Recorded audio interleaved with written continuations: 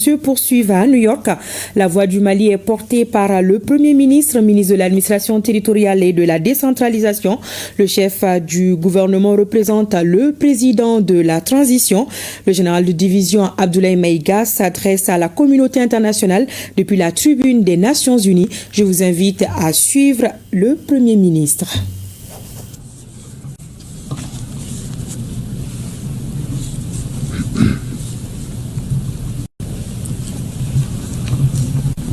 Madame la Présidente de l'Assemblée générale, Mesdames et Messieurs les chefs d'État et de gouvernement, Monsieur le secrétaire général de l'Organisation des Nations Unies, Mesdames et Messieurs, à l'entame de mes propos, j'ai l'honneur de vous adresser les salutations cordiales et de vous transmettre les messages des pères fondateurs de la Confédération des États du Sahel, AES, Leurs Excellences le général d'armée Assimi Goïta, président de la transition, chef de l'État de la République du Mali, président de la Confédération des États du Sahel, le capitaine Ibrahim Traoré, président du Faso, chef de l'État,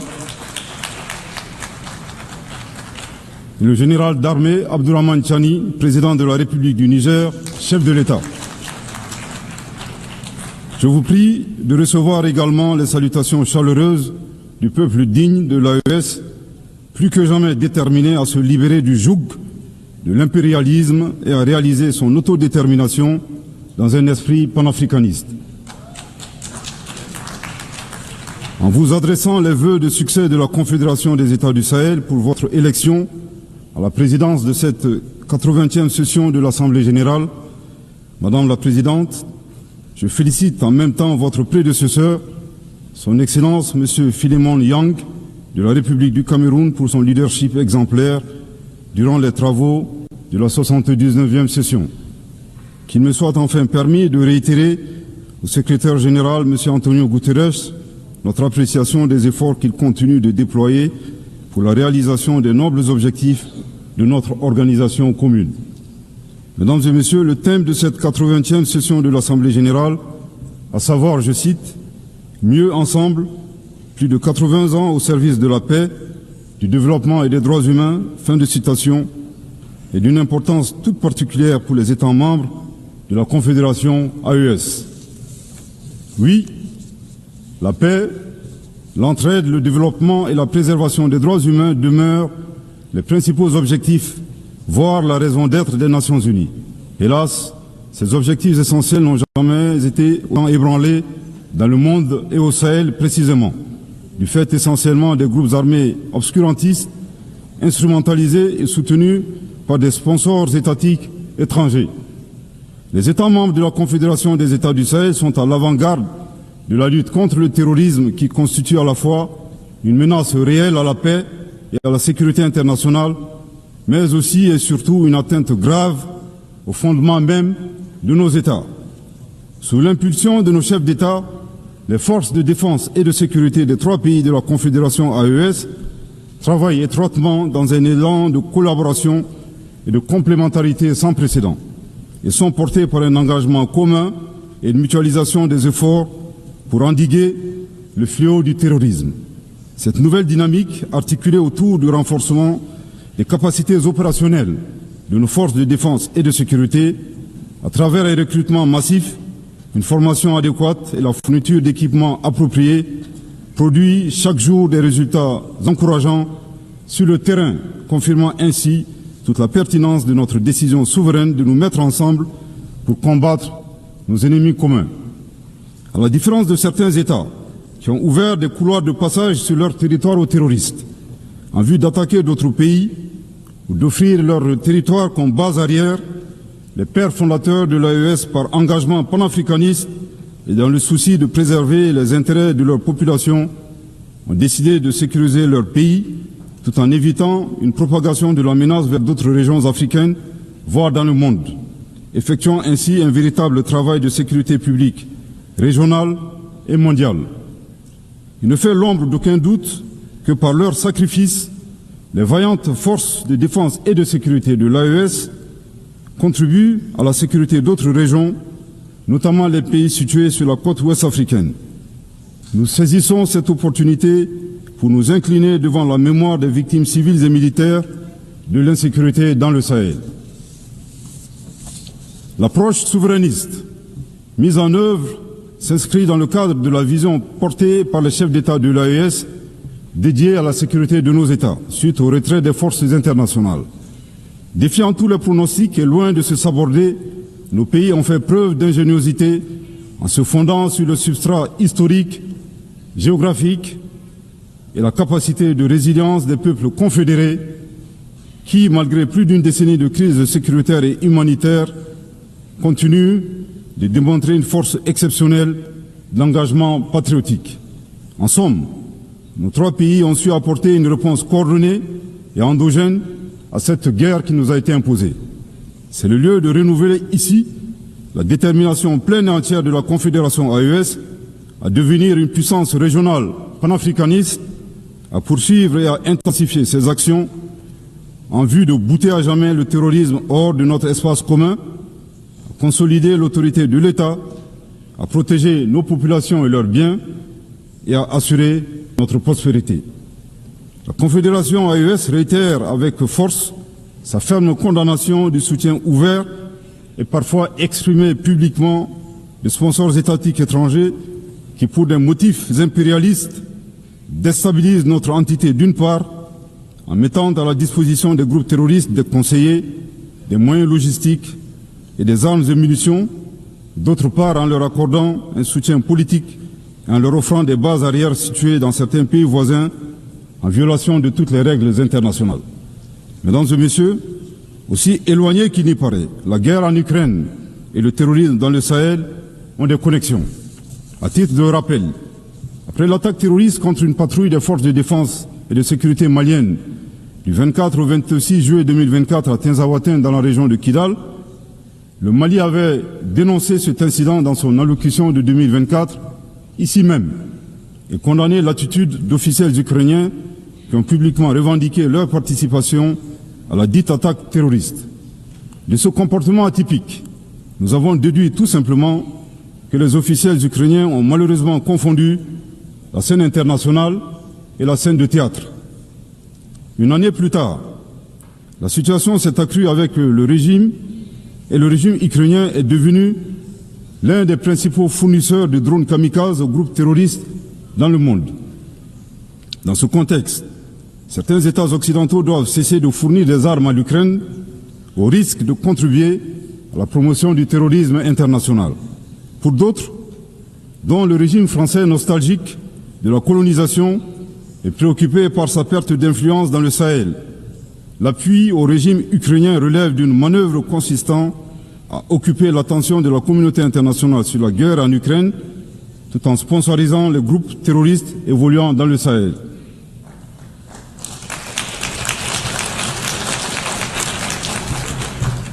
Fidèle au principe de la Charte des Nations Unies, le Mali avait, le 15 août 2022, saisi le Conseil de sécurité des Nations Unies en vue d'une réunion du Conseil afin que mon pays puisse fournir des preuves irréfragables du soutien de la France aux activités terroristes. Jusque-là, la requête est demeurée sans suite, alors que leurs actions de sabotage continuent à divers niveaux. Il est temps d'agir pour que les responsables de ces violences soient identifiés et confondus, que les résolutions soient traduites en engagements concrets, que l'espace sahélien soit définitivement sécurisé et que les ressources du Sahel bénéficient aux populations du Sahel. Les institutions internationales, au premier chef l'ONU, ont été créées au lendemain de la Seconde Guerre mondiale pour protéger les peuples contre les excès de violence, les logiques d'anéantissement et les génocides silencieux. Il est grand temps que la conscience mondiale se réveille et que les institutions internationales prennent leur part de responsabilité en répondant véritablement aux cris de détresse des peuples opprimés qui revendiquent leur souveraineté. La Confédération AES réitère son engagement à coopérer avec l'ensemble des États, des organisations régionales et internationales et partenaires qui respectent sa souveraineté, ses choix politiques souverains, ses priorités en matière sécuritaire, de lutte contre le terrorisme, de développement économique et social, et ce, dans le cadre d'un partenariat gagnant-gagnant pour la réalisation des aspirations de ces populations. Mesdames et messieurs, outre les efforts de sécurisation pour le retour de la paix dans nos pays, le gouvernement de la Confédération AES s'attelle à la mise en œuvre d'une stratégie globale et intégrée qui inclut des mesures politiques, de développement économique et social, de justice et de réconciliation. En choisissant la voie de l'audace et de la souveraineté, les instances confédérales ont lancé des initiatives de rupture fondées sur le développement endogène. C'est là un chemin clair, celui d'apporter nous-mêmes la valeur ajoutée indispensable à nos économies et de préserver la dignité de nos peuples. Ce choix que nous assumons pleinement traduit notre volonté ferme et inébranlable de prendre en main notre destin. Dans la même optique, nous avons inscrit au cœur de nos priorités nationales et confédérales des politiques d'investissement stratégiques dans différents domaines prioritaires tels que les infrastructures, l'énergie, l'industrialisation et la diversification de l'économie. Participe de cette dynamique la création de la Banque confédérale pour l'investissement et le développement visant à réaliser les projets confédéraux. La Confédération des États du Sahel fonde ses ambitions de développement sur des atouts indéniables. Un territoire vaste de 2 800 000 km² et une population de 75 millions d'habitants, dont la majorité est composée de jeunes. À cela s'ajoute sa diaspora forte, engagée et agissante. Elle compte également sur ses terres fertiles, ses nombreux cours d'eau, ses sources d'énergie et ses réservoirs en ressources minières parmi les plus importants au monde. Mesdames et messieurs, la troisième dimension du thème de cette 80e session de l'Assemblée porte sur les droits humains. La Confédération AES réaffirme son attachement à respecter et à faire respecter le droit international des droits de l'homme et le droit international humanitaire, conformément à son histoire millénaire humaniste et à ses engagements nationaux et internationaux. Cependant, nous restons fortement opposés à l'instrumentalisation de la question des droits humains à des fins politiques ou de déstabilisation de nos institutions nationales, voire de nos États souverains indépendants. Là de cette situation est soucieux de préserver la souveraineté et la dignité du peuple. Les chefs d'État de la Confédération AES se sont retirés avec effet immédiat du statut de Rome de la Cour pénale internationale le 22 septembre 2025.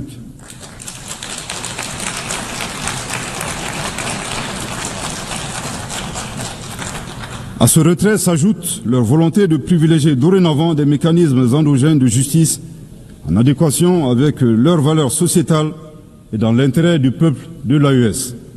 Nous dénonçons également le double standard observé par certains acteurs internationaux, dont le curseur se déplace en fonction de leurs intérêts. Ces donneurs de leçons ne sont d'ailleurs eux-mêmes pas les meilleurs exemples en matière de respect des droits de l'homme. Nous appelons nos partenaires à privilégier le dialogue et la coopération qui demeurent les meilleurs leviers pour promouvoir les droits humains à travers le monde.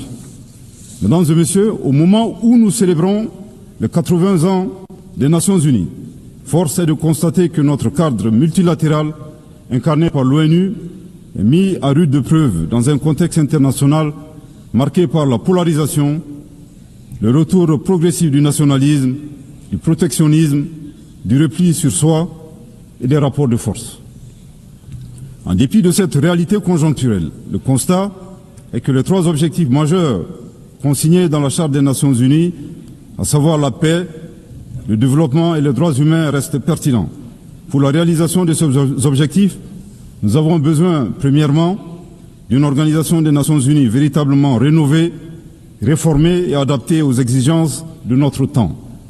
C'est une condition essentielle pour mieux asseoir sa légitimité internationale et assurer l'application effective de ses décisions.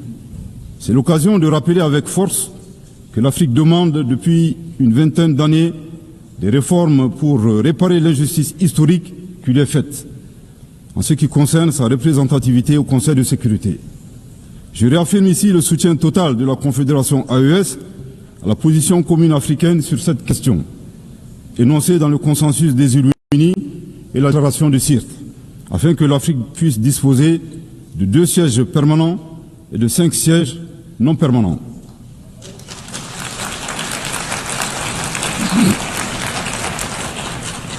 Deuxièmement, nous avons besoin d'une organisation des Nations Unies garante du respect du droit international pour tous. Nous sommes préoccupés de constater les violations flagrantes du droit international dans le monde, et ce, en toute impunité. Ce 80e anniversaire de l'ONU est pour nous, États membres, l'occasion de réaffirmer notre attachement indéfectible à un cadre multilatéral fondé sur le droit et non la force.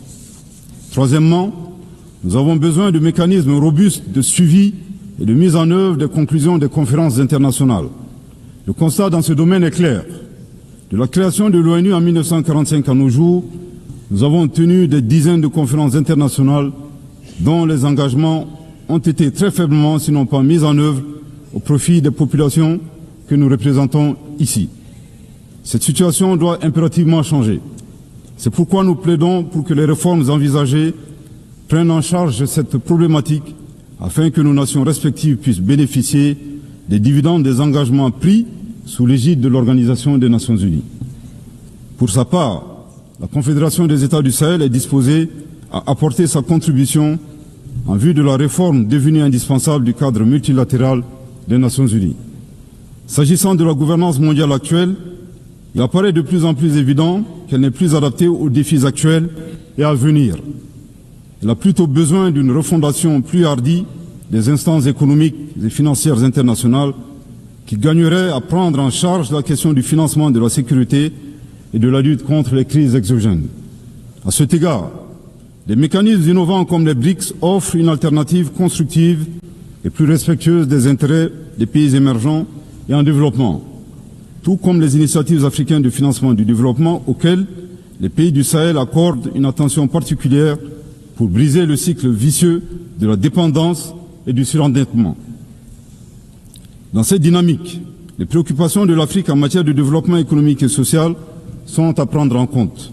Une Afrique présentée comme continent de l'avenir, riche de sa jeunesse, mais hélas qui fait face au lourd fardeau de la dette extérieure, au pillage de ses ressources, au commerce inégal, au transfert négatif des ressources et aux aléas des changements climatiques, entre autres défis. Mesdames et messieurs, au plan national, le Mali, dans sa quête de paix et de stabilité durable, et conformément aux aspirations de ces populations exprimées lors du dialogue intermalien pour la paix et la réconciliation, a adopté une charte pour la paix et la réconciliation nationale. Fruit d'un processus participatif, inclusif, axé sur le dialogue et la concertation entre les Maliennes et les Maliens de toutes les couches socio-professionnelles et de la diaspora, la charte incarne notre détermination à renforcer l'appropriation nationale du processus de paix au Mali. Elle s'appuie sur nos réalités, nos valeurs traditionnelles et nos mécanismes endogènes de règlement des différends afin de se tourner résolument vers un avenir partagé et promoteur.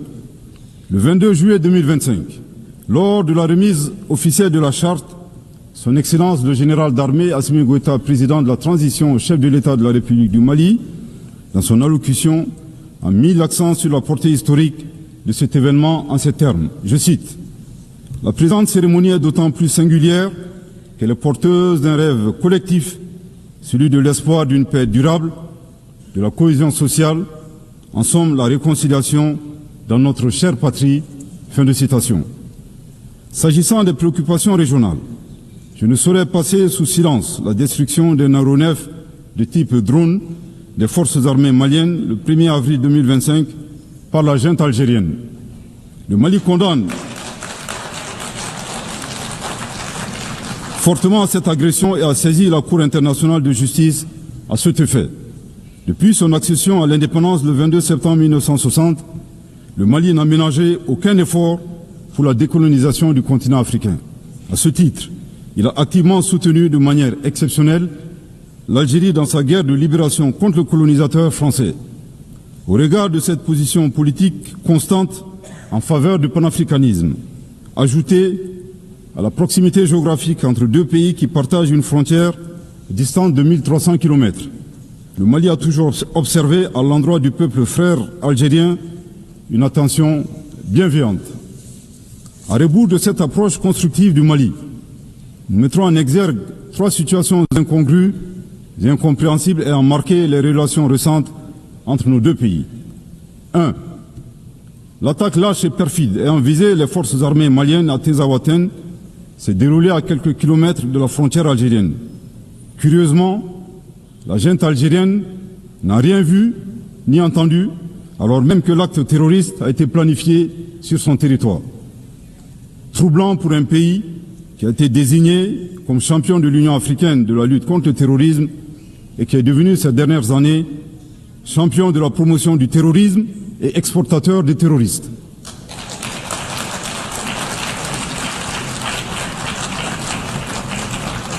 Deux, comme annoncé, la junte algérienne a annoncé un drone malien acheté sur fonds propres à la sueur du contribuable malien, au motif fallacieux de la violation de leur espace aérien.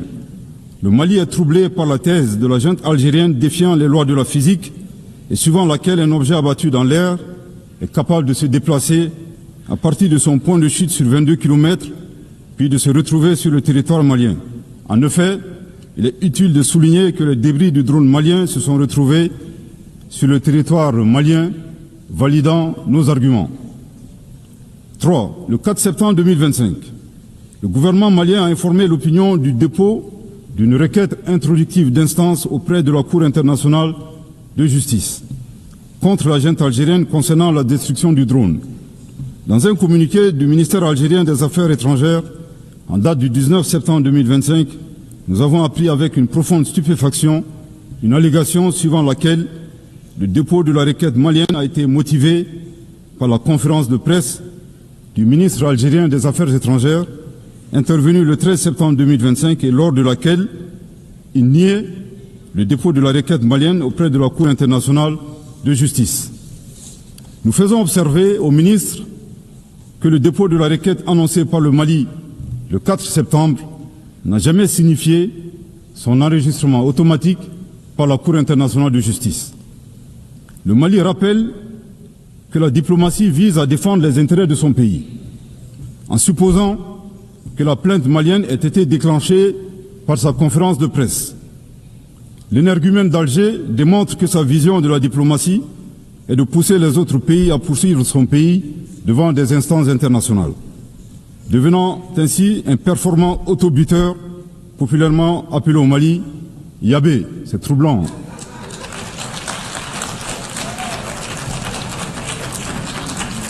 Au passage, le Mali rend un vibrant hommage au ministre des Affaires étrangères de la junte algérienne. En effet, le mensonge corrompant tout, il vient d'ôter toute crédibilité à la version algérienne de la destruction du drone malien. Aussi, nous n'avons point été surpris par la fuite en avant de la junte algérienne qui a refusé de donner son consentement à la compétence de la Cour internationale de justice suite à l'affaire de la destruction du drone malien, craignant ainsi d'être démasqué publiquement comme agresseur et soutien du terrorisme international.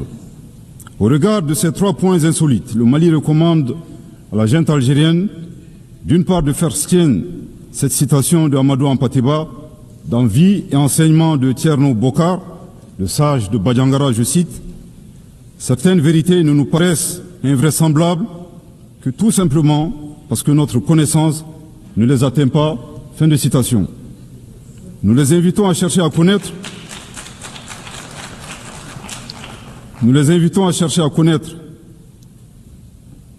le Mali et les valeurs qu'incarnent les Malidéens. Aussi, face aux assauts et à l'adversité, nous ne serons pas des spectateurs. Pour chaque balle tirée contre nous, nous réagirons par réciprocité. Pour chaque mot employé de travers, nous réagirons par réciprocité. D'autre part, il est vivement recommandé à la junte algérienne d'organiser à Tinzaouaté en Algérie un festival international annuel dédié à l'artifice de l'intelligence humaine. Du haut de cette tribune, nous appelons la junte algérienne à cesser de soutenir le terrorisme international et à s'impliquer résolument dans la promotion de la paix et de la sécurité dans un esprit constructif en respectant la souveraineté des États. Je répète, du haut de cette tribune, nous appelons la junte algérienne à cesser de soutenir le terrorisme international et à s'impliquer résolument dans la promotion de la paix et de la sécurité dans un esprit constructif en respectant la souveraineté des États. Je répète pour une dernière fois, Du haut de cette tribune, nous appelons la junte algérienne à cesser de soutenir le terrorisme international et à s'impliquer résolument dans la promotion de la paix et de la sécurité dans un esprit constructif et en respectant la souveraineté des États. À bon entendeur, tant pis.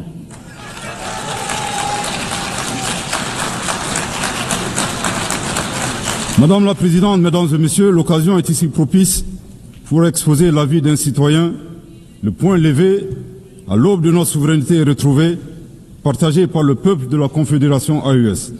Notre confédération est composée de nations combattantes, une terre de résistance. Ce que nous affrontons, ce n'est pas un simple conflit intérieur, c'est une guerre hybride soutenue par des intérêts impérialistes où les ennemis de la paix portent parfois des cravates. Si l'ONU continue à feindre l'ignorance, elle cessera d'être la somme du monde et deviendra le bras passif de l'injustice mondiale. Nous disons ceci, la Confédération AES n'a pas peur, elle ne cédera pas, elle résistera encore et toujours.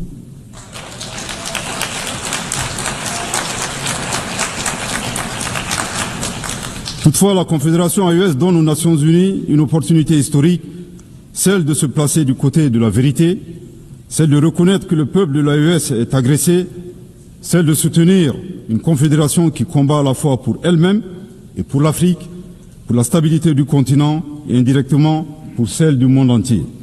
L'histoire jugera, et jugera ceux qui ont armé les forces du mal, et jugera ceux qui ont détourné le regard, et jugera ceux qui ont oublié que la justice est la seule voie vers la paix durable.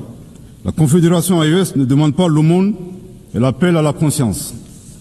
Pour conclure, je voudrais réaffirmer ici l'attachement de la Confédération des États du Sahel aux valeurs, aux buts et aux principes de la Charte des Nations Unies.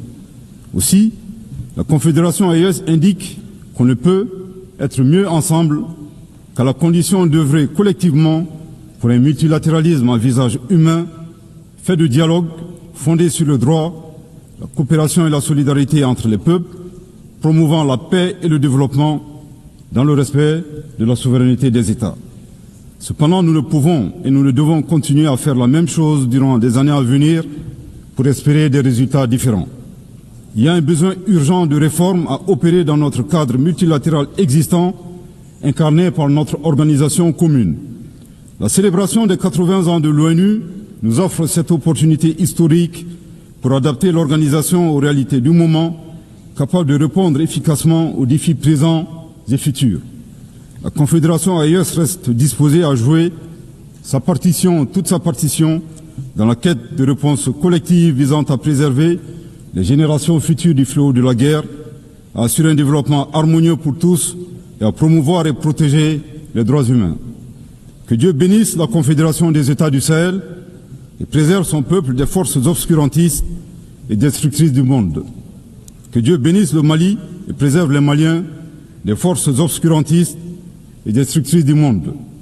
Que Dieu bénisse l'Afrique et préserve les Africains des forces obscurantistes et destructrices du monde. Que Dieu bénisse le monde et préserve l'humanité entière des forces obscurantistes et destructrices du monde. Je vous remercie de votre très aimable attention.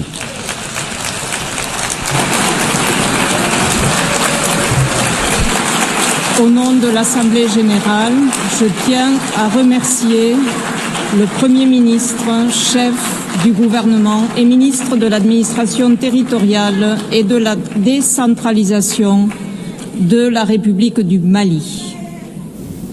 Voilà, c'était là le discours du Premier ministre, chef du gouvernement, le général de division Abdoulaye Maïga. Parmi les sujets abordés, la lutte contre le terrorisme avec la montée en puissance des FAMA et la force unifiée de l'AES, la politique étrangère du Mali. Le général de division Abdoulaye Maïga est revenu sur le retrait des pays de l'AES de la CPI. Il a dénoncé l'instrumentalisation des questions des droits de l'homme, la représentativité de l'Afrique au sein du Conseil de sécurité. Vous aurez le décryptage du discours du Premier ministre dans nos éditions futures. Et ne décrochez pas, je vous retrouve tout à l'heure pour le journal de 20h.